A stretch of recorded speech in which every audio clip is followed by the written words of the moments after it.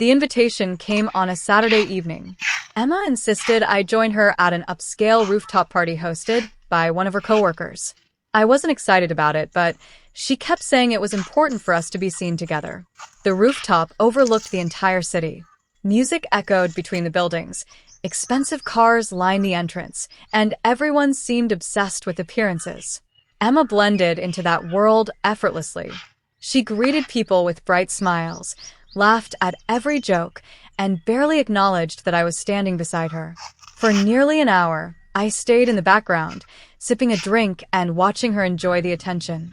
I wasn't jealous. I simply felt invisible. Eventually, one of her coworkers asked how long we'd been together. Before I could answer, Emma laughed and shrugged. "Oh, him," she said. "He's just my backup. The safe option."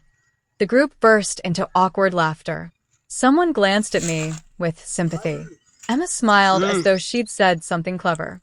I felt every eye in a circle land on me. For a brief second, anger rushed through my mind. I imagined walking away forever or confronting her in front of everyone. Instead, I smiled politely. "No worries," I said calmly. "Everyone deserves to choose what makes them happy." Then I quietly stepped away. A few minutes later, I wandered toward the rooftop's quieter side where an older gentleman was struggling to carry several presentation boards that had fallen near the elevator. Without thinking, I helped him gather everything.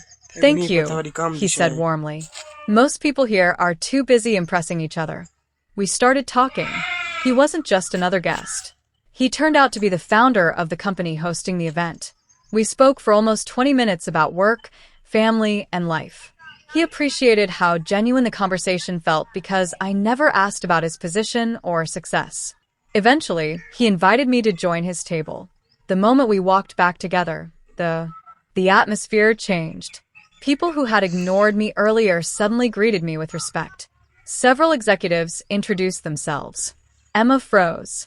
She watched as the company's founder introduced me to everyone as the most sincere person I've met tonight. The same coworkers who laughed at her joke now looked embarrassed. Emma hurried over, forcing a smile.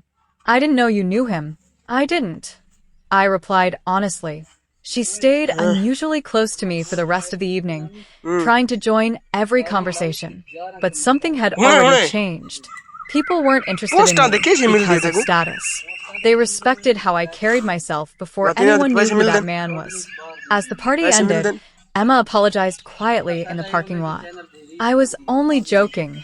I looked at her for moments. "The people who love you shouldn't have to survive your jokes." She lowered her eyes. The drive home was silent. That night taught me something I'll never forget. Respect isn't something you demand. It's something you quietly protect. And sometimes, the greatest revenge isn't proving someone wrong.